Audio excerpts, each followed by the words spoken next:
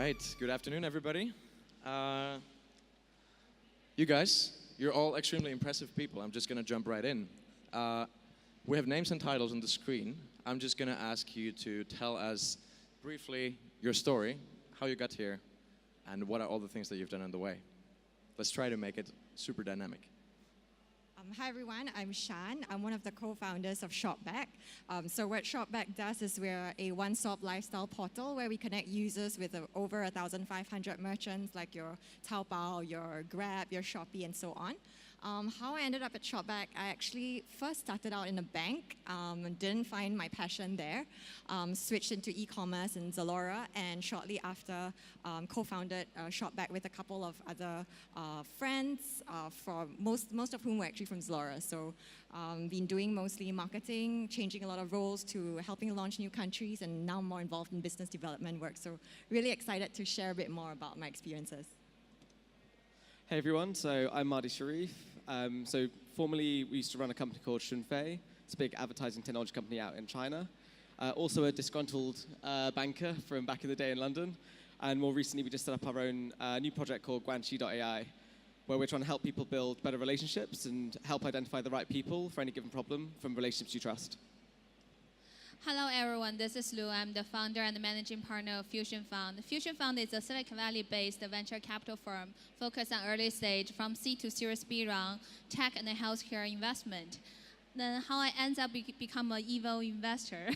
I was a former entrepreneur. I used to found it and start a medical device company with my own patent technology when I was still a graduate school student at Stanford. After running the company for a couple of years and sold it to a public company, I went to the dark side. But I want to be the good supportive to all the founders in the dark side, be able to use the capital to power more innovation. Thank you.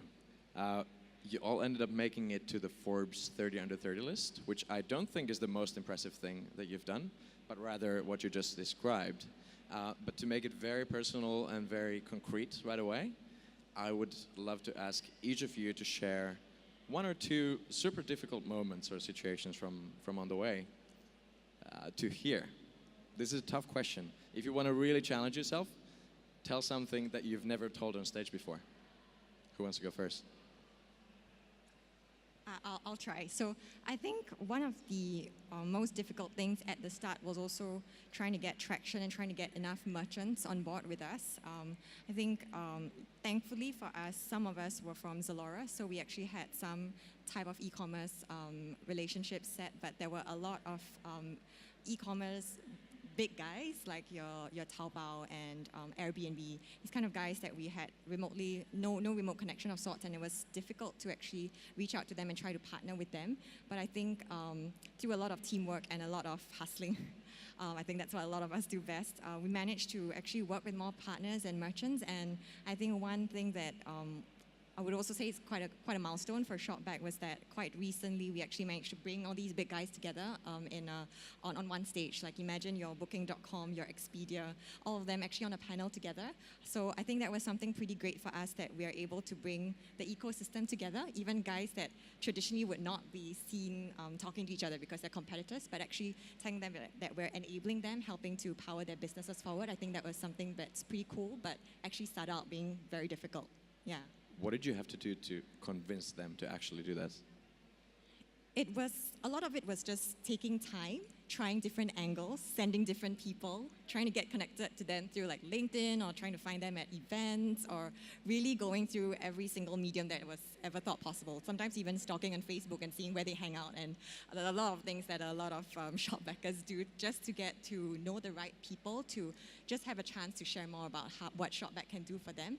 But of course, I think it got easier along the way, definitely, when we actually could show more results. We had a growing team, we had more investors coming in, so it did get better.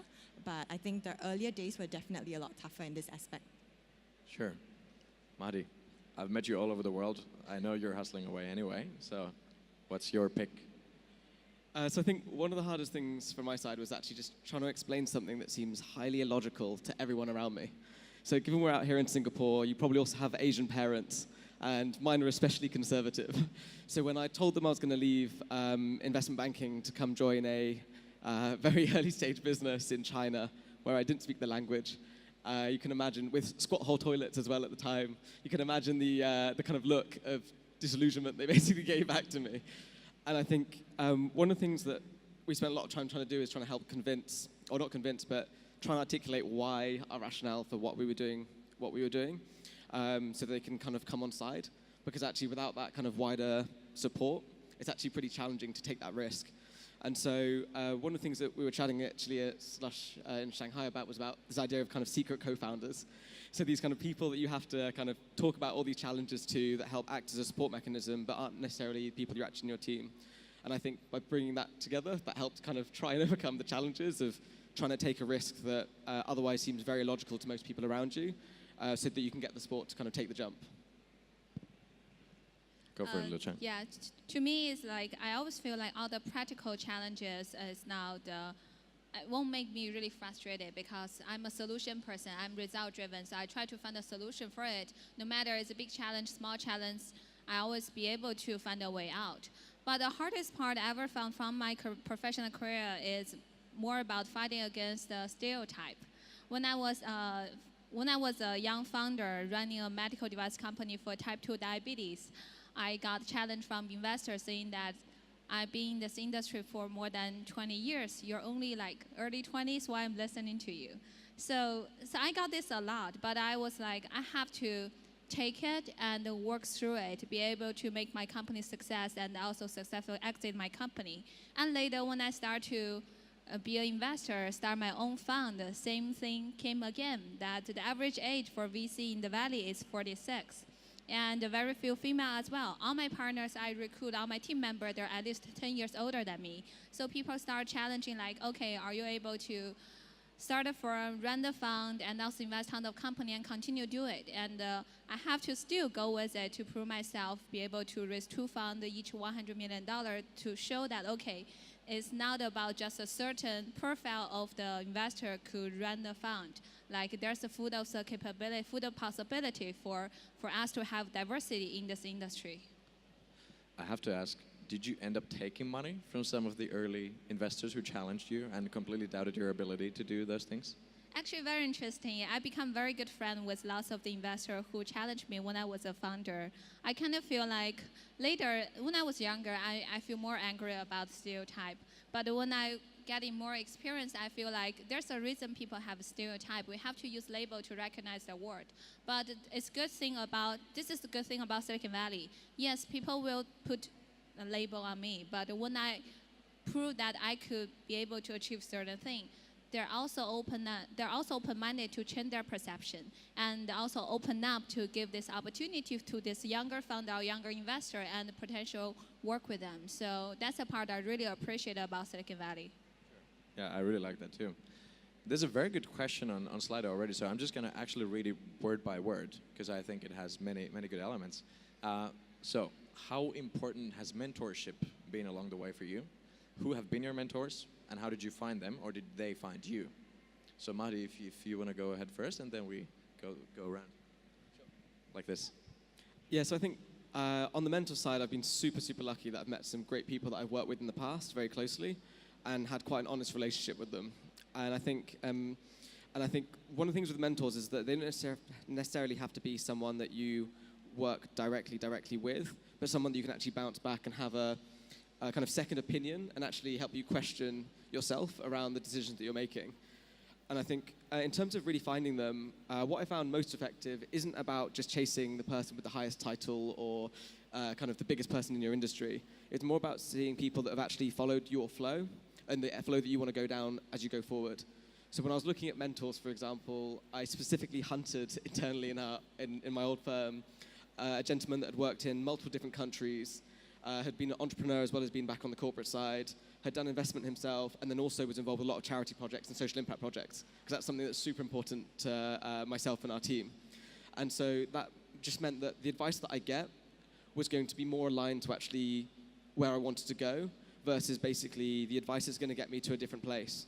Because a lot of the other mentors at a kind of career level, when you were first kind of coming out of university, are going to say, no, go do your investment banking job. It's a great place to go, which when that isn't my view of success, isn't going to get me to a place that I'm going to be happy with. And so that's what I think is really important about choosing your mentor based on where you really want to go, and people who've kind of taken that journey as well.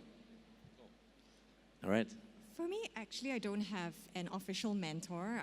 I'm still in the midst of looking for one. But I think along my journey, I actually feel like I have had quite a lot of indirect mentors in the form of people who actually work with me. They might not be working directly with me, but as I think like Mahdi said, I'm able to bounce ideas off them when I face problems in certain areas.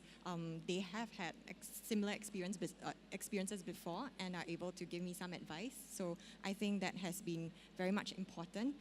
But for me, what it's a lot more important is actually the team that you're with. I think that has helped me a lot more than mentorship, but I do see a lot of value in finding a mentor, sometimes even maybe someone outside the organization who can give you some slightly a more detached viewpoint of what you should be doing, perhaps. And I think that that's definitely important. Just for myself, I'm still looking for that sort of official mentor.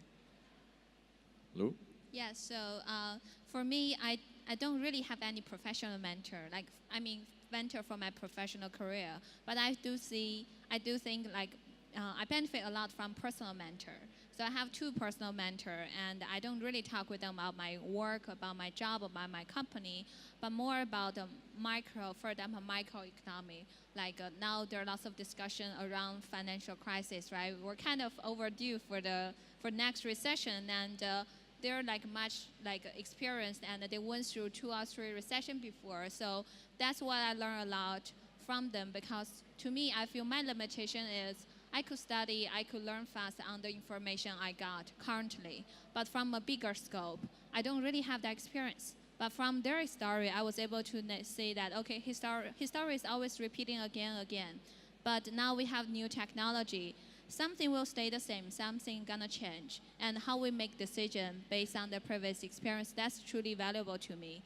And in terms of how I met the mentor, I have the one I go to them, I have the one that came to me. Because it's personal mentor, most of the time when we start a conversation, it's more about just catch up. Like Stanford alumni, or maybe we have some other connection, try to catch up and share other what he's working on. Gradually, we found that, okay, we want to be friends together. So it's not more like a mentor-mentee, it's more like friends. But meanwhile, there are lots of experience and also lots of valuable insights I could learn from them. Exactly. I actually want to turn the question around. Have you become mentors to other people already? And if so, who are those people?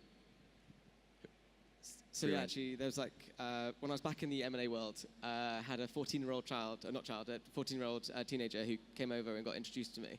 And they said, hey, he really wants to work in finance. Can you have a chat with him? And it was really incredible, though, because the amount of research, I was kind of like, oh, well, these are the different areas that you can look into. And he's like, no, I've already read all this stuff. I want to go into restructuring for these reasons. And I was like, what? And I found it incredibly valuable because basically every time you'd feed him any bit of information, he was incredibly curious. And every time you give him something, you'd be like, oh, he was like, you always do tech stuff. Where can I learn about coding? So I'd give him a link. And then a couple of months later, I'd get an email and be like, hey, this is the robot I built. Check out the site. And you just see the progression of these people. And it was just absolutely incredible. And I think it's just incredibly valuable. And what's actually, just touching on this about finding mentors, a lot of people sometimes go, oh, but what value can I give to this other person to even get their time so they can help me? And actually, just seeing people develop is incredible. And so the amount of time that you can actually justify from some really important people who are very, very busy is actually huge if you actually put the time back in to them to feedback and keep updated to them as well. So if you are looking for a mentor, you have a mentor or someone that you kind of bounce on, just keep pushing the information about what's going on in your life and how things are developing, because actually it helps mean that they justify their time putting back into you because you've done the same as well. So I think that's been a really important part about the mentor relationship, and it's super valuable, and every time there's any big decisions, you get a call, and it's really nice to hear from them. Nice, I love that. Who's next? I don't actually have any official mentees, but I think I have worked with different people within ShopBack as well, across different countries. And I would say they're kind of unofficial mentees of sorts because sometimes when they face problems, even though I no longer manage them, they will still tell me like, hey, what should I do? Like, who should I talk to? So they still share milestones, problems, successes with me, even though we're in different countries, we don't work together directly, but I think we still have that connection and that relationship where they still find sometimes my input's valuable and they do reach out to me, which I find very heartwarming. And I think, again, even though to them, they might feel like, okay, it's all about me getting help from, or them getting help from me. But actually, when they bother to update me and when I'm able to actually help them, maybe push through certain difficulties, it actually is very rewarding for me. So I think absolutely agree with that point there. I do start to do the mentorship, like mentoring I would say especially some undergrads from Stanford. To me, I also see that as an opportunity for me to learn about them. Yes, people say that, okay, I'm under 30, relative kind of like young generation, but we're not the youngest. There are even younger generation came out and they grew up with a different surrounded with technology. They have different understanding about which type of life they want to live. And also they have this very interesting insight about the future. That's also the valuable part I like to spend time with them. Same thing as when I spend time with my mentor, they also feel very valuable to really hear my insight about like the new industry or what my take on future development. And on the other side, when I was doing the mentoring, one thing I always keep in mind is I try to kind of pass on the information that you could be whoever you want to be and still be successful. People always like to do profile on which type of person could be successful or which type of leader is the good leader. But I was trying to tell them that you could be whoever you wanted to be, but meanwhile still be able to find a way out. We don't really have a profile on the good founder, good leader, good entrepreneur. As long as you have the strong insight on the industry you want to work on, you are very clear about which type of person you want to be. Got it. There's a lot of very good questions coming in all the time that are being upvoted, so I'm going to go back to them at some point. But now I'm going to take a full jump onto the other end of the spectrum. How much time do you spend on your phones? Mobile phones. We did a little trick. Zhang, you didn't unfortunately get to do this, but maybe you can estimate how much time do you spend on average on your phone? What's your guess? All the other ones of us, we have actually used a screen time logging app to be able to answer this question for the past couple of days. What's your guesstimate?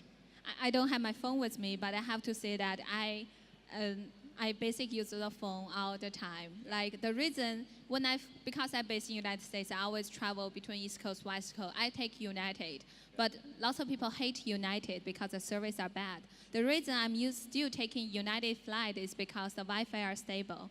I have to stay connected using my phone reply email. What's your stats? For me, I just found out that yesterday I spent 6 hours on my phone and unlocked it 12 times. Yes. And in terms of apps that I use the most, it's actually WhatsApp. I think quite clear because communicating with partners and teammates. And second is ShopBack, of course, thankfully. I'm on ShopBack a lot. And then Instagram, yeah. Look at that. How much time did you have on Instagram? Just out of curiosity, if you want to say. I actually can't. Instagram. It doesn't really seem to say, actually. All right, we'll find that out later. But I launched it 118 times so far. There we go. Mahdi? So I think WeChat basically tends to be my dominant application. So if any of you have been to China, you'll realize how much time you spend inside of WeChat. It's quite incredible. But then actually on the flip side, we consciously don't use our phone when we're with people. And so, especially because some of the stuff we're looking at is about relationships and real individuals, whenever we're actually with people, I don't look at my phone, I put it away, which is quite different behavior to normally when you're based out in China, where you'll be having dinner and someone will answer the phone directly with you. So actually with our team, we've kind of set that expectation when they go, oh, you weren't replying to my message. We said, actually, look, if I'm with you and I'm constantly interrupting our conversation by using our handset, is that a fruitful conversation for us? And it's not. And it actually wastes the other person's time. So normally what we do is I spend a lot of my time back on my phone again, checking things at nighttime, especially because some of our team is in different countries as well. But normally if I'm actually at a meeting, I don't look at my phone at all. So actually, over the last couple of days, it's a lot less actually than Shan's at the moment. How much is it, if you want to say a number? So because we've been traveling out in Singapore and we've been pretty busy, it's less than an hour a day at the moment. An hour a day. Cool. I have 1 hour, 40 minutes today. And the last, another example is last Friday, we had Slush Shanghai going on, and I was messaging all the time, 5 hours and 42 minutes. So it's a big range, and clearly a lot of screen time in total. Okay, there's a question that's been upvoted the most right now, which is directed to Mahdi, which was the most useful skill that you could translate from investment banking to entrepreneurship. And I would like to also make this kind of open for all of you to cover. If you had a specific thing that you were doing in your previous lives, if you will, that you could directly translate into the companies and funds that you're building right now. Just go first because it was shared. Yeah. So I think one of the interesting things about doing investment banking is that you have a pretty rare opportunity to see inside of different businesses and just see traits of entrepreneurs that you like and don't like about organizations and just see how they operate. And so we worked quite closely with a number of companies, and some of these entrepreneurs have very different ways of doing business. And you can kind of start to slowly pick across the best of both worlds around which of the attributes you want to essentially emulate and which ones you actually would rather leave behind. So I think that's one of the really useful things. And obviously, from a fundamental perspective, for any entrepreneur that's setting up, fundamental finance and business skills is really important. And even the really annoying things like attention to detail. So if any of you have worked in investment banking, you'll realize how much time you'll spend in PowerPoint checking all these tiny, tiny details and making sure your Excel is formatted correctly. But actually, afterwards, when you actually run things, you realize it's incredibly powerful, because when you have that good structure and good training, when you work with other people who haven't had that training before, you suddenly realize actually the impact of what it has on everyone else when they try and use your documents. Because if you've done this stuff well, it's easy for anyone else to pick up and understand. Whereas if you don't, then it's really hard. So you suddenly actually just up your game in terms of professionalism, in terms of how you present information or structure finances. Cool. Anything else specific? I'll say that one thing for sure is a fast learner. Strong curiosity to learn lots of things and be able to catch all the information very quickly and learn things very quickly as well. Another thing I would say, independent thinking is very important, no matter as an entrepreneur or as an investor, like how to make decision, like independent thinking with all this data we got, especially nowadays, like we're in this world that we got tons of data every day. It's so easy to go with the flow, go with the trend, instead of thinking about what I really want to do, what I really want to invest, what is the real opportunity among all this like noise, and whether I could make the right decision as an investor to make independent investment. You definitely also won't fear working hard and working a lot of hours. So if it trains you anything from entrepreneurship, it's kind of just like putting in those hours as well. For me, I wasn't from IB.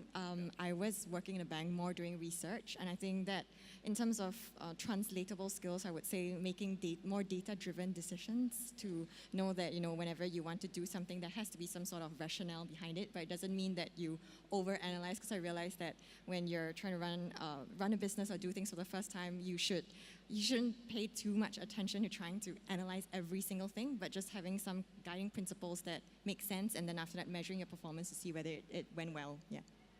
I think I would like to continue on this topic. Let's make it, again, as personal as possible. How do you cultivate your ability to focus? I think it's related to all the previous three answers that you gave. In this time of distraction, we just look at the stats on our phones. We spend a lot of time on that. How do you make sure that you can focus on continued stretches of time to be able to do the work that you need to do? Or do you need to? Can you just go from distraction to distraction or task to task to task? For me, I multitask a lot, which isn't really the best, because I think also when you multitask, you tend to not be so productive. But because of the type of projects or the range of projects that I'm involved on and the different tasks I have to do, it's inevitable. But when I have to really just sit down and maybe churn out something, like strategize about certain things, I sometimes go into a quiet room, so I don't sit out in the open office. I actually go to somewhere quiet, put on my noise cancelling headphones, and I just like try to disappear for like an hour before I come back into like the real world. So I try to do that when I really need to be alone. And of course, I always drink coffee as well. I think I am terribly dependent on caffeine, so I really need one a day to like keep me going. Actually, most of the time it's more. So a combination of the two that helps me to try to focus when I really, really need to. Yeah, so I think on focus, basically, I think turning things like WeChat off for periods of time when you really want to just focus, I just found actually quite powerful, and just turning off notifications, because they just end up being a distraction to you. And most messages don't need to be responded to in the next 5 minutes or 10 minutes. So just turn it off for a period of time. Sometimes in terms of segmenting time so that I know that I'll do X types of tasks in the evening, just means that actually I just stop thinking about it during the day, and it means I can just focus on what I'm doing there and then. And then music. So I use a lot of music. So just to kind of really just drill out everything else. It's stuff that I'm always very familiar with from a sound perspective. So it just sits in the background and keeps everything clean, so you can just focus on the task you're doing, even if you've got music going on in the background. I also like multitasking a lot, and also I don't really have a problem on focusing because even like my partners always complain when I focus on something, when he talks to me, I just, I have somehow a Lu AI system reply to him saying that, okay, I know, without I even realize I say something. So, so I have no problem doing that. But on the other side, be able to, I also like the feeling to control my own time. That's the reason for all my, no matter WhatsApp, Instagram, or Facebook, or even WeChat, I always turn off the notification services. So I don't really have the notification. I always control my time when I'm gonna check on my phone and reply on the email. I'll reply on the messages. And in that sense, I have a better control of my, focus and also attention.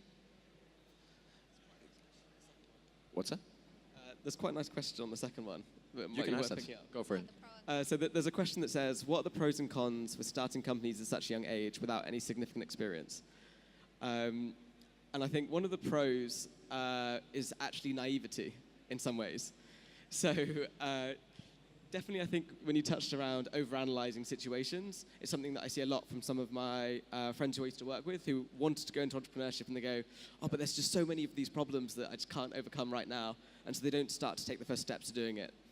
And in some ways, as a Brit, not speaking any English, going out to China without any relationships out there was probably a pretty silly thing to do. And actually, it was that naivety to think it's possible is actually what made it then possible. And if anything, if we're sat here at Slush, and you've got Andreas here as well in the room, and you've seen basically the incredible impact of what can be created by actually primarily a volunteer-led and a youth-led organization. And it's really, really incredible when they have that belief, they have that naivety that basically just runs with momentum, that actually then creates something that no one ever thought was possible. And so I think naivety is a massive pro in some ways for starting a business at a young age. Can I, before you answer, can you combine also to this, what we were talking backstage, if gender has had any impact on your experiences in operating as a founder or an investor in this world of startups and venture capital in general, and then combine it with a young age? So in terms of start a business at such a young age, I feel I have, because when I start my medical device company, I was a student at Stanford. So it's a very typical Silicon Valley story that start a company, so did not finish up the PhD degree, and graduates master, continue run the company, and the company works and got a very good exit. But meanwhile, when I'm an investor now, to be honest, I don't really suggest a student to do a company at all. I would suggest them to graduate, get your degree, and go to industry, get some experience, and came back to a company. The reason is because I went through that process, so I know how hard it is and how lucky I was to go through different stages. Without the deep understanding and the insight about the industry, it's really hard for a founder to really working on something, resolve the true problem. We always talk about you want to work on something people need rather than people like. People are gonna say that, okay, it's a cool startup, it's a cool technology, I like it, means they won't pay for it. But if they need it, even your UI is ugly, they don't really like you as a founder, they will pay for your services. So it's very important for founder to know what the industry really needs before start a company.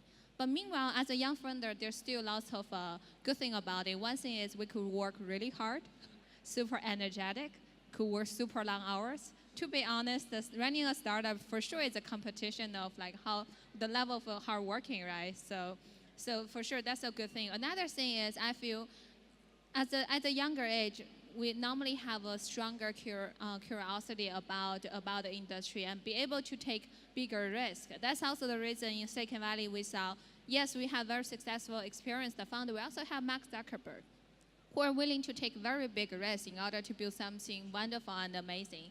So I feel as long as you're sure that you're gonna start a journey and you have a full understanding what you're gonna go through, maybe that's the right choice for you. But Don't do that it's only because others are doing it and you think, okay, I'm young, he's young, he could do it, I'm gonna do it. That's the wrong mindset.